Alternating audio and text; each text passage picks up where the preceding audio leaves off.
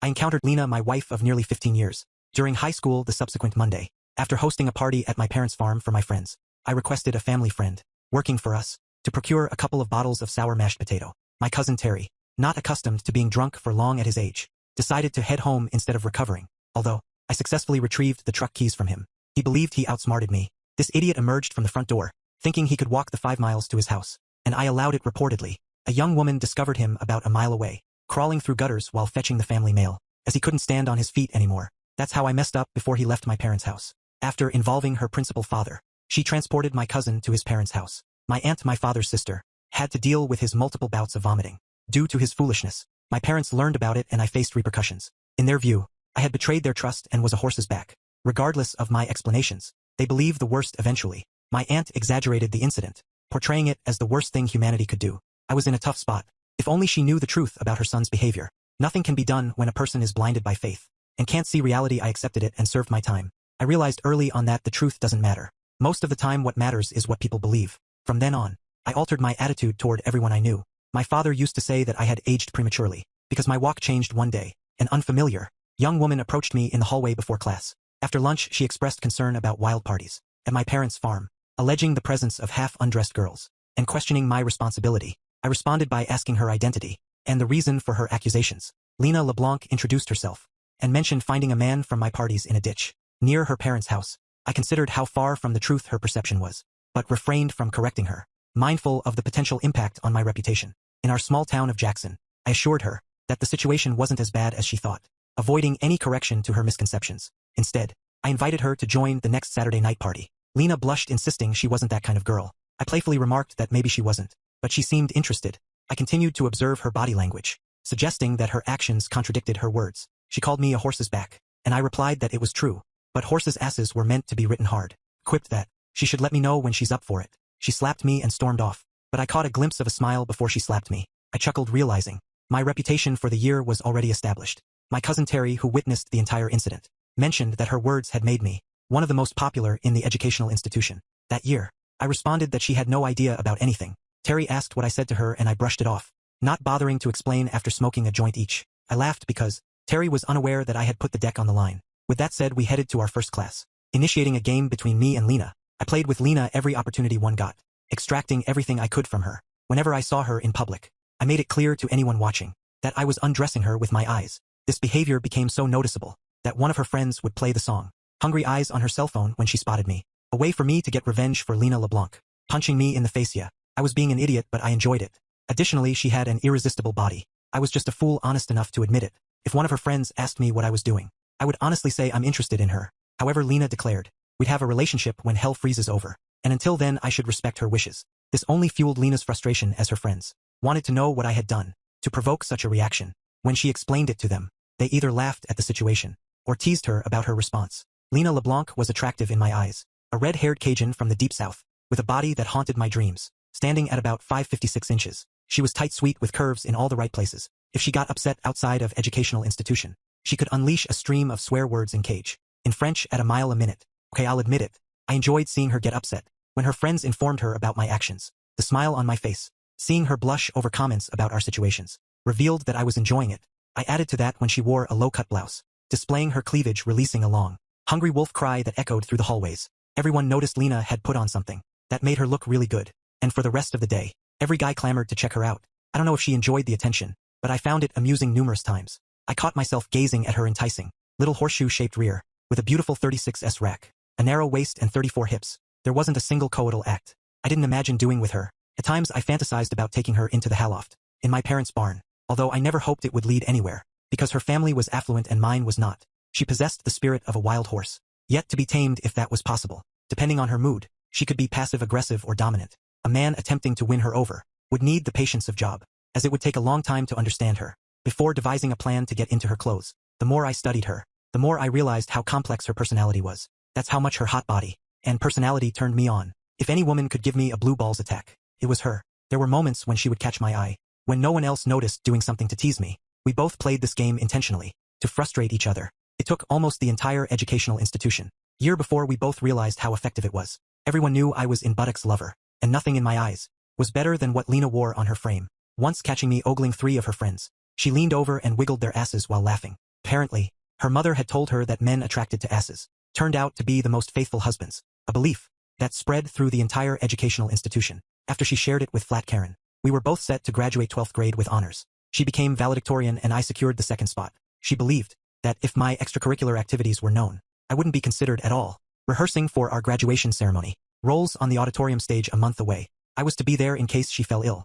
I knew she'd come regardless, even out of spite. There was no way she'd let me win by default. Both recipients of substantial educational grants. Our last high educational institution dance was that upcoming Saturday. In the fall, I planned to attend Southeast Missouri University to pursue a master's degree in agricultural science. Leaving the stage, through backstairs leading down the hallway, I ran my hand over her soft rear end whispering, "When will you be ready to let me knock on it?" Turning around, she slapped me saying, "When hell freezes over fool." When there was nothing to lose and no witnesses, I became a bit aggressive. Frustrated, I pulled her close and lowering my head, looked into her eyes, initially resistant. I persevered with unwavering determination, recognizing it as my sole opportunity to make a move. Her eyes widened as I brought my mouth close, initiating a forceful deep French kiss with intensity, claiming her mouth is my own, injecting the kiss with passion and desire.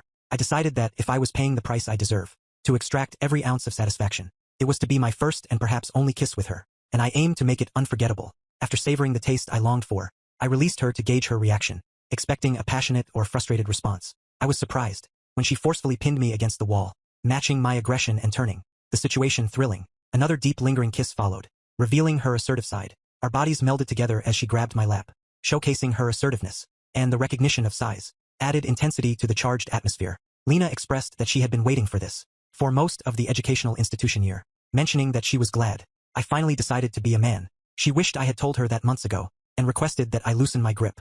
I responded, stating that I wouldn't until she agreed to exclusivity. She firmly replied, "Deal. You've been the only one I've looked at since you slapped me." I smiled and brought my mouth to hers again. This time I revealed my tender side, kissing her softly and deliberately. My hands firmly rested on the softness of her cheeks, feeling like I held a piece of heaven. Our kisses were both demanding and open, with Lena exploring my figure. Leaving the landing a few minutes later, thinking we heard a noise, we held hands, realizing our relationship had taken a big step forward. Outside educational institution, the heightened mutual attraction during the educational institution year intensified our feelings. Those who saw us leave immediately noticed the smiles on our faces, sparking discussions in the corridors. For the rest of the day it was amusing, because neither of us had dated that year. Seemingly waiting for each other, I waited for her at the educational institution entrance, and without saying a word, she handed me the educational institution book she was talking to at home. Lena suggested stopping at the Dairy Queen for a milkshake before I dropped her off at home. Karen was shocked, exclaiming, "If Lena and I were finally admitting our interest in each other." Lena assured her that she would call later that night to explain everything. We walked out of the house holding hands, heading for my Jeep Cherokee Sport at the Dairy Queen. She wanted a Blizzard and I wanted a regular shake, so I ordered both in the largest size in the city park. At one of the picnic tables, we started getting to know each other. Around 6 in the evening, I dropped her off at her parents' house. Her mother opened the door for her, and her father, shocked by my respectful approach, eventually gave his consent for me to take his daughter to the dance. On Saturday night he appreciated the respect, considering it a testament to my upbringing. Years later, when I asked for his daughter's hand in marriage, he didn't object, as long as I followed his plans to protect his assets. After Lena went into her parents' house, I headed to my parents' farm. My parents sensed a change in my life, and when questioned, I mentioned an interesting conversation privately. My dad asked about the redhead I invited to the educational institution dance on Saturday night. From that day on, Lena and I were inseparable. It was Saturday, the day my parents went into town. I was in the hayloft, preparing to haul a few bales of straw, after cleaning out 4 stalls, with the loader on the front of the tractor. I did this once a month, usually on the first Saturday of the month. The horses were in the paddock in the pasture. I carried everything to the edge of the loft, and was just getting ready to spread them out on the floor of the stalls, when I heard Lena's voice calling me. "I'm here," I said. "I have 14 more bales to drop before I go down." I started throwing them over the side, as fast as I could, and was about ready to climb down, when I saw Lena's head sticking out above the floor. I went over to greet her as she finished her climb. It was funny how much flat space was open in the straw bales. A moment later, we were lying with our arms around each other. On bales of straw our mouths were closed, and our hands were exploring each other's bodies. She, like me, was eager to get up from where we stood on the stairs. It wasn't long before she was pulling off my shirt, and I had just finished undoing the buttons of her blouse, anticipating how I would feel her beautiful chest, when we were interrupted. Lena and I probably would have gotten carried away if we hadn't heard my parents honking. I noticed my parents trying to grab my attention. As we descended the stairs, they were already approaching the barn. Lena and I swiftly spread out the straw in the stalls. In one of the stalls, Mom and Dad caught us throwing straw at each other, and laughter ensued. Curiosity led my parents to the barn, prompted by the sight of a strange car in the yard. When I wasn't around, they were pleasantly surprised to find a pretty girl, about my age, visiting the farm. It was intriguing to observe the surprise on my parents' faces. When I introduced Lena to them as my girlfriend, I informed them that, as soon as I finished bedding the floor, I would saddle the horses and take her for a ride. Mom suggested having lunch first, and Lena volunteered to help. They headed toward the house, prompting my father to commend my quick thinking and advise me not to jeopardize this new relationship.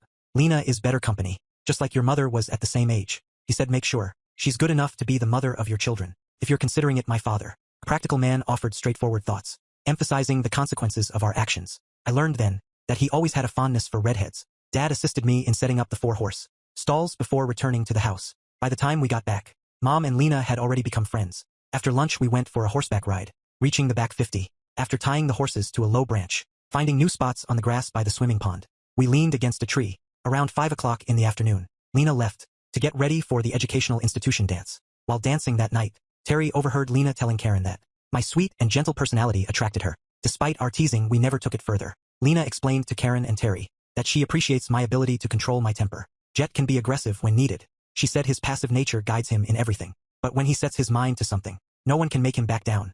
Waiting for me like I was the only one proved that, she added. Terry attested to my loyalty, saying he'd do anything for me just as I would for him. Piss him off and you'll realize you underestimated him. More than one boy here crossed him, and after he dealt with them, they were lying on the ground in blood. When I picked her up for the last dance of the educational institution year, her parents were surprised when I brought her a corsage. Without a special occasion, they said it was the most beautiful bouquet they had ever seen. I explained that I made it from plants in a small nursery my father and I had started on the farm. I made it in neutral colors, so it goes with anything, I said. They seemed very impressed. She looked stunning in that white summer dress. Emphasizing her curves all night, I thought about her. There was no doubt in everyone's mind that we were now a couple. Yeah, she was a real tease to me and she knew it.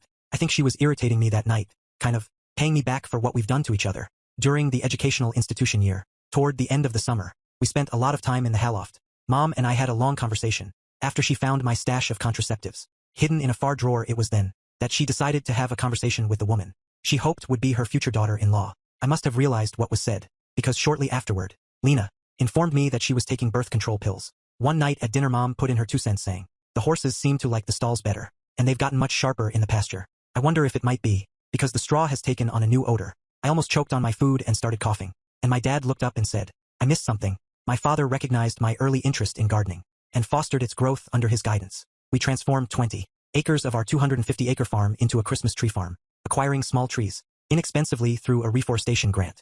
After identifying the best tree type for the Christmas market every spring break, my father and I spent a week planting rows of new seedlings, creating a special bonding time for us. About 2 weeks before planting, we tilled the plot, repeating this process 3 or 4 times, depending on the weather before leveling it. This facilitated quick and easy planting, allowing us to promote our first crop well before sale the following season. With approximately 400 trees standing at 80 feet tall, the remaining task was pruning them to perfection. For retail buyers, we even devised a labeling system for buyers to know the farm of origin. In 6th grade, my father, acknowledging my passion for growing plants, emphasized the need to replenish topsoil. An arrangement with the city of Jackson involved bringing collected yard waste to a designated site for mass topsoil production. Cape Girardeau adopted a similar practice, and from an early age, at least twice a month, I spent a day or two creating mulch by chopping up twigs, filtering out non-biodegradable items, burned in oil drums. The ashes were scattered along the plot boundary for a cleaner end product. Once the pile reached a certain size, we added chemicals to stimulate the rotting process and maintain moisture, turning the heap over once or twice a month. Insurat Prope Aratiun. Local building contractors learned they could dump excess soil without a removal fee, mostly Missouri red clay. We mixed the soil with our biodegradable mulch, leading this side of our growing business to claim quite a few acres. After topsoil removal, some of the donated soil was used to level and grade the land for our greenhouses. Took 18 months to transform useless dirt into high-quality topsoil, used for bedding in our greenhouses, and sold to the retail market in 10-pound bags. In the first 3 years, enough profit was made to build 2 large glass greenhouses heated in winter with gas furnaces, filled with growing flowers, shipped to local wholesalers as needed, implementing a system of PCP tubing and an expanding hose. We designed an automatic watering system, hanging from the top down, applying the same principles to water our crops. A drainage system, built by my father on the concrete floor, collected excess water for reuse. This efficient approach saved on costs and eliminated the need for a pond to collect excess fertilizer. From watering during the summer, we constructed an additional 4 greenhouses to cultivate white and red poinsettias for Christmas, eventually reaching a total of 10. Recognizing the money earned through our collaborative efforts, my father decided I could graduate without incurring debt. I vividly recall Lena's initial exposure to our operation, which aided her comprehension of why I selected this career path. My father conveyed that my inquisitive nature, played a pivotal role in bringing this business to fruition. He noted that I was asking questions, prompting family discussions, following conversations with my wife, and securing her approval. The family embarked on this venture, now a significant and steadily growing source of income. Inquiring about the farm's previous use, Lena asked my father explained it formerly raised beef, influenced by market fluctuations. By my graduation we boasted 22 greenhouses, each 245th at long 45th wide and 9 feet high. Weekly we delivered high-quality organic produce. Responding to increased demand, we expanded further, with 2 greenhouses dedicated to leaf lettuce, 2 to bok choy and 2 to English cucumbers. Employing 20 individuals our chemical-free, organic produce, commanded higher prices from wholesalers, ensuring our financial prosperity. As anticipated, I joined the family business full-time, while Lena pursued a career as a family nurse practitioner, associated with Southeast Missouri Hospital. I proposed to her, within a week of her receiving her license, and 3 months later we hastily married. Due to her pregnancy with our daughter, our 2 sons arrived a year apart from our wedding day. Spoiled by my parents, Lena was cherished with my mother, becoming our children's nanny, giving her a renewed sense of purpose. To this day our children reflect the morals and values she instilled in them. Celebrating our 14th anniversary, my cousin Terry and his wife Karen expressed concerns about our relationship, suggesting Lena appeared to dominate and control me. At a family barbecue they confronted me, asserting that Lena treated me as a second-class citizen, displaying a motherly fatigue in the relationship. Despite my attempts to defend Lena, they insisted that I had stopped listening to her, causing resentment. According to Terry, Lena was leveraging my softer personality to assert dominance, and some friends suspected she harbored a romantic interest outside our marriage. Reflecting on these comments, I confronted Lena about her treatment, expressing fatigue from being treated like a doormat. This revelation shocked her, making her feel out of place. For the first time in a while, Luna, my 13-year-old daughter, questioned my father, asking him what had gotten into him. I responded loudly for everyone to hear, stating that I had reached a point where I could no longer tolerate the feeling that her mother was treating me like a servant. I warned that if her mother didn't change her attitude, our house would be turbulent for months. This statement served as an awakening for everyone present. I realized that for most of our married life, I had turned a blind eye because it wasn't worth fighting over. I allowed my wife to walk over me like a doormat, without resistance. That night Lena and I had a significant argument, something that had been brewing for a long time. I ended up sleeping on the couch. Towards the end of our argument, Lena remarked that I just didn't know how extra I was. That's when I lost control. We were fighting outside away from the kids. Hearing driven by anger, I grabbed Lena, turned her over my knee and spanked her, a method I had used with our children for misbehavior. She went into the bedroom in tears, with a very red bottom, locking the door to prevent my entry. To say that Lena was tiptoeing around me the next morning is an understatement. Lena had just been confronted with a new reality. When my wife and kids left home the next morning, I returned from the large office near the greenhouses to investigate. As I lay on the couch, contemplating when the change in our marriage began, struck me that it was 8 years ago, a couple of months after my mother's pass away. After conducting a thorough search of her bedroom, I found a wrist bracelet with custom-made 18-karat gold charms. The issue was I hadn't bought them for her. The charms were so sensual that she could never wear them in public. I knew they must have been custom-made to order by her lover due to their significant expense. I quietly pocketed it to take with me, wanting it to be acknowledged. This discovery lent credence to Karen and Terry, suspicions returning to my office. I kept quiet when questioned about it. I mentioned that I had a lot on my mind, which was true around 3 in the afternoon. With an office staff member present, I asked her to call the group my wife was in to inquire if they were accepting new clients. Fiona inquired for personal reasons, asking why I wanted to know. I explained that I needed to check my wife's actual work schedule, as some rumors had come to my attention that I needed to prove were not true. Fiona commented as she walked out the door that finally someone had the courage to tell me what they had been hearing. For months Fiona, Karen's sister and a military widow, had joined our company, while her husband was in the service. She was now raising her daughter alone. I often wondered why she couldn't find another man. Fiona was the complete opposite of her sister, and beautiful in all the years of our marriage. My wife was the only woman who had caught my attention. However, after seeing what Fiona had to offer, in terms of femininity, I realized I was still young enough to start over. The freedom of knowing I had another choice brought peace to my state of mind. Although I had known her for years, thanks to Terry and Karen, I hadn't paid much attention to her. For some reason, I experienced the excitement of the unknown again, an amazing feeling. When she returned, the information she provided was quite revealing. Her work schedule was not at all what I had envisioned. Instead of working Thursdays and Fridays until 10 p.m. every week, she only did it once a month. Like all the other doctors in their office, Fiona and I chatted for quite a few minutes. She attempted to pose questions, suddenly avoiding clarity in her inquiries, whether she was aware of it or not. She instilled a few thoughts in my mind that fostered hope for my future. This afforded her a significant amount of unaccounted for time. It was surprising to discover that she only worked half a day. On Wednesdays now the question arose, what was she doing with all that free time? 8 years ago, when a tragic accident befell my mother, my father and I were startled to learn that she had bequeathed her shares in the family business to me, entrusting them to her 3 grandchildren. During my childhood, they had sold most of the farm at an inflated price to a corporation. retaining 10 acres around the house in their name, and another 10 in mine. The corporation paid off the mortgage for 10 years. With interest, they gifted me the land as a wedding present. From Lena and me, and on that land, Lena and I constructed our house. My father took his wife's loss hard, and withdrew from society for a few months afterward. During that period, I assumed the role of the company's president, and my father retired as our first CEO, though he still came in 3 mornings a week to stay updated and serve as an advisor. I was aware of an impending, significant business trip in a couple of weeks, during which I would have to visit 8 different company offices, to renew multi-year contracts requiring my signature. These contracts included product line extensions, providing opportunities to increase revenue. As it involved 3 countries, I had to be away for at least 3 weeks. My father and I continued to lead our company, now employing over 100 people, with more than 48 greenhouses, operating at maximum capacity. Fortunately, in my first year of full-time employment, I conducted a survey to identify potential underground water veins, and found one that would sustain us for years. By discontinuing the county water supply, we reduced our total expenses by $10,000 per month.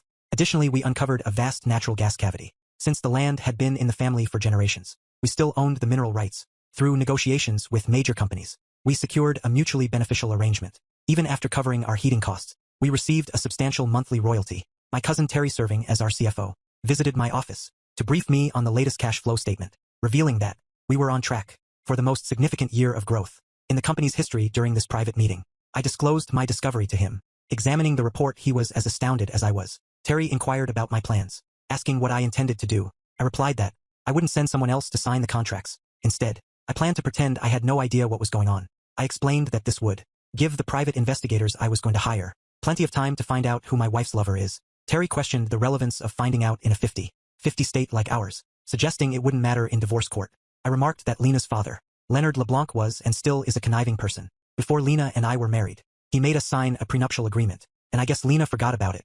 Terry asked why he did it, wondering if Leonard LeBlanc was worth millions, thanks to fracking to protect his daughter from me ever getting a piece of her inheritance. I responded, stating that if we divorce because of infidelity, the guilty party walks away with the clothes, and that's the end of it. Upon arriving home that evening, my demeanor had notably shifted. My wife appeared to show respect for me that had been absent for years. It seemed evident to both of us that our relationship had undergone a significant change. Lena was undoubtedly attempting to discern what I might be aware of. An interesting note was that same morning, my father had opted for a 2-week fishing trip with childhood friends, a plan they had encouraged for years. He'd be away until my return. Throughout his absence, Lena had been home more frequently, sparking suspicions that something undisclosed was occurring in his life. A few days later, my daughter informed me that her mother was frantically searching for something and questioning all 3 children about it. Daddy, Mom accused us of going into your bedroom and going through her dresser drawers, Luna said, noting the emotional weight attached to what her mother saw. Upon my return home, I inquired about it, but Lena downplayed its significance.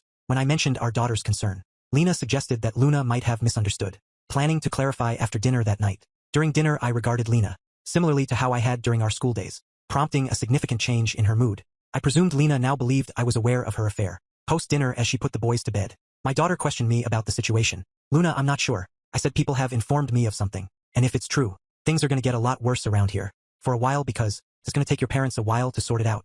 Just remember that this situation didn't arise because of your behavior or your brother's behavior. It's been 3 weeks since I discovered the bracelet with all the charms on it. The 16 charms were valued at $8,000 each. The platinum used in the bracelet, along with the gold, put the chain at $20,000. Whoever gave her this piece of jewelry, it was made by one of the most famous jewelers in the jewelry business. Since all the charms were unique, they were bought to commemorate special moments or events in these two's relationship. If you figure that she received 2 charms a year, perhaps for her birthday and anniversary, that works out to about 8 years. Reluctant to accept it, the circumstantial evidence pointed toward a direction I refused to consider. That's why I adjusted my schedule to acquire what I needed. I booked a hotel room in St. Louis to receive a full report from private investigators before proceeding with my business. There my fears were confirmed. My wife's lover for almost 8 years was a man I had known all my life. The private investigators handed me a written copy and a flash drive with the recorded evidence. After the gentleman departed with full payment, I perused the comprehensive report, finding it so detailed that I wondered how I didn't become physically ill. Fortunately, on my way back from Canada, I purchased a couple of bottles of scotch at the duty-free store and consumed more than a couple of strong shots. While reviewing the report, summoning my courage, I contacted my former father, Leonard LeBlanc, and requested his personal email account. Leonard, a proud man with his values, faced the personal distress caused by this report. Yet I knew that if I didn't disclose the truth, he would assist Leonard in undermining me. During our divorce, I explained to Leonard that I wanted him to know what's in store for him, because he wouldn't believe it if he heard it from me. I mentioned that the dossier was handed to me about 2 hours ago and cost me $6,000 to get. When I received the letter, I sent it to him via my laptop and awaited the imminent phone call. Leonard LeBlanc might have appeared to be the epitome of Homer Pyle. Upon initial acquaintance, standing over 6'50" tall, he exhibited the same clumsiness and awkwardness as everyone else in his childhood. He was the son of a fortunate alligator hunter who amassed wealth. Despite his unassuming demeanor and simple language, he conveyed the impression of a dull-witted person. Many were deceived, underestimating the genius he concealed from most. When intrigued, he delved into thorough research, starting from the ground level. CEOs were often astonished to discover, after sealing a challenging deal, that he had only been with their company for 6 months while leading the corporation. He possessed the knowledge to enhance their profitability and productivity by exploiting their vulnerabilities, potentially saving millions from their initial costs. As soon as my cell phone rang, I answered, anticipating it to be my father-in-law. Leonard exclaimed, expressing his surprise at the situation, admitting that if I had told him, he would have called. He characterized me as the biggest liar in the country and questioned how much worse things were going to get. From there, I asserted that I planned to do the same thing to them as he did, stating there would be no mercy for either of them. Leonard replied, expressing understanding and absolving me of blame, stating that he'd burn anyone for what they've done. He requested that I promise not to do anything before we talk, and assured me that our words wouldn't be recorded. Leonard LeBlanc, a religious man with his own views on life and morality, garnered respect for steadfastly maintaining his principles. I suggested to my dad that we go fishing with the boys the first Sunday after I get home, and that he could call my daughter to arrange it tonight if she'll be home. He liked the idea, seeing it as an opportunity to eliminate 2 birds with 1 stone. He wanted to know what made me suspicious. I explained that I found a bracelet with a bunch of charms on it, had it appraised, and discovered it was custom made. Last Monday while in Montreal, I arranged to have it shipped to my wife from Paris. It would be sent by courier, 1 piece at a time, to arrive at her workplace with a note. I planned to contact my father-in-law and his lover at the appropriate time, so they could find out the cost of my silence. All 16 pieces must be in her possession before I return home. Leonard expressed concern, anticipating that my wife and her lover would turn into lunatics. I replied, explaining that it would give me time to find a buyer for my shares in the corporation. Selling my father's dream was the only thing that could hurt him as much as it hurt me, throwing them off balance psychologically. For the near future, Leonard understood the plan, and I continued, stating that their fears would become more apparent as the date of my return approached. Leonard inquired about the remaining duration of my trip, and I replied that I had 2 more weeks to live out of a suitcase. From the day the first courier letter hit my wife's eyes, they would be the walking dead. I remarked that it would have been easier if they were actually dead, suggesting a less complicated resolution. After he hung up the phone,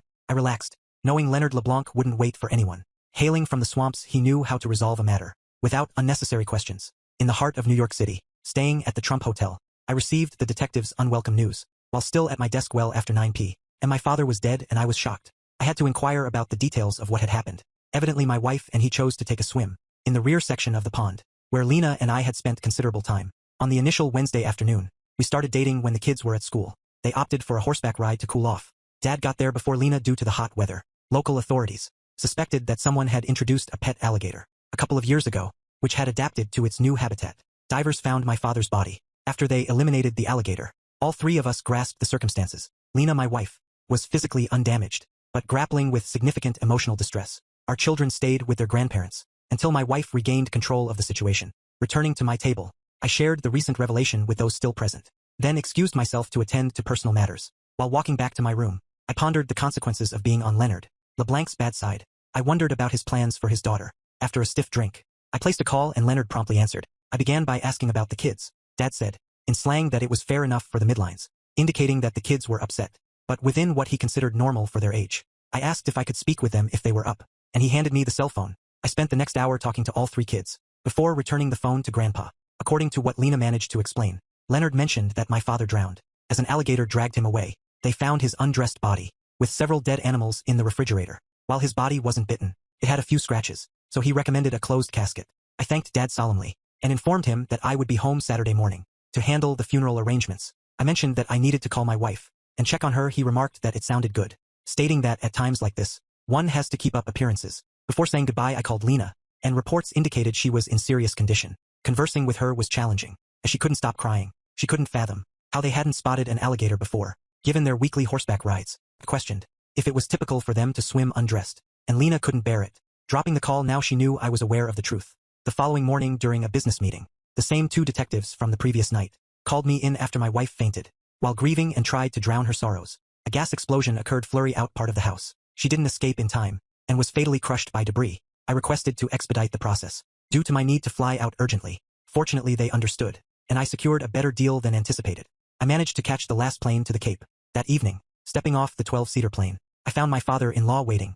Dad said that my wife and he were counting on me, and the grandchildren to stay with them, until things were settled. This would give me time to get things organized. And settled, I inquired about how Mom was handling it. And Dad revealed that she struggled, until the police informed them this afternoon, that she was your father's longtime mistress. Their suspicions were confirmed when they discovered blackmail notes Lena had been receiving in your father's office. I remarked that it must have bothered them.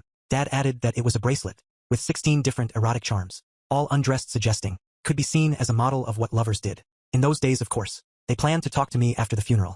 I asked how I should arrange to meet them, and Dad suggested a simple plan. I should take the prenup and the private investigator's report with me, and give them to them right away. It would prove that I had no motive to frame them. I smiled knowing he said it, to remind me that all pass away, until proven one way or another, would be treated as suspicious. The more candid I was about them, the less chance they would consider it a homicide. Dad and I went to the funeral home office together, to select a casket. We settled on a closed casket for both of them. I then contacted Terry at the office, informing him that the contracts were signed, and I would be taking a few days off. There was a considerable turnout at the funeral, and tea party for the lovebirds. Considering everything, I believe my kids handled it well.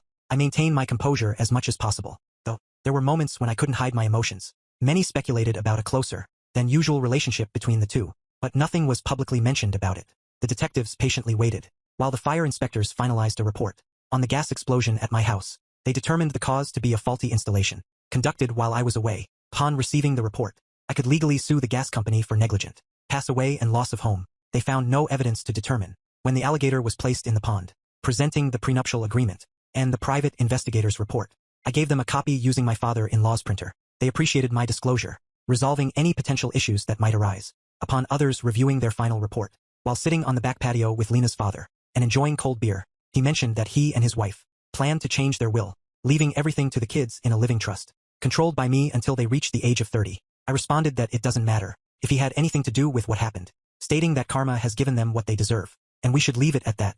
Leonard smiled and complimented me, saying that he always knew I was a smart man, who knew what to say when it was needed. At Macy's, where the kids and I were making significant purchases, Fiona ran into me. We had moved into my dad's house during the remodel of mine, which was stale and desperately needed repair. I explained to Fiona that we were buying things because we had nothing left, and introduced her to my 3 children, Luna, Leon and Levi. We decided to start with the boys, figuring out their preferences and dislikes, gathering enough underwear, t-shirts, blue jeans, shirts, jackets, and other clothes to last 2 weeks. After paying for our selections, I made 6 trips to the car, utterly exhausted by the end, including the last trip involving new shoes. The children suggested that Fiona should come with us to our temporary home, and then she could return with me to help pick out a new closet. Fiona hesitated, expressing that she didn't want me to think she's meddling in things that don't concern her. Luna firmly stated that she thought I should go with Fiona, and then take her out to dinner, to show how much we appreciate her help.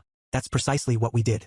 After dropping the kids off and unloading everything, Fiona and I returned working for a total of 4 hours. I invited her for dinner, and she mentioned that she had called Luna to get her agreement, and made arrangements on her cell phone to have their favorite pizza delivered. When I got home, the big question surfaced: Daddy, are you going to ask her out on a real date? And that remains a question yet to be answered.